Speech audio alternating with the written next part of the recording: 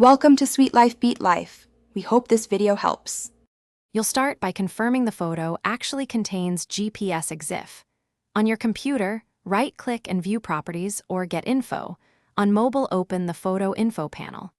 Once you see GPS or coordinates listed, copy the RAW values.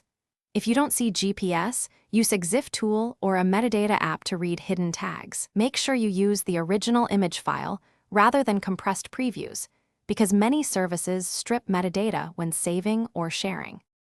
Once you have the EXIF tags, identify the GPS latitude and GPS longitude values and their N/S, E/W references. If the coordinates are in DMS, convert to decimal by adding degrees plus minutes divided by 60 plus seconds divided by 3,600, then apply a negative sign for south or west.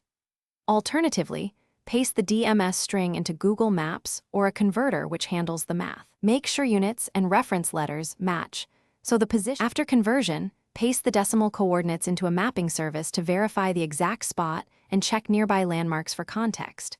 Once confirmed, export the coordinates as CSV, KML, or simply copy them for your report.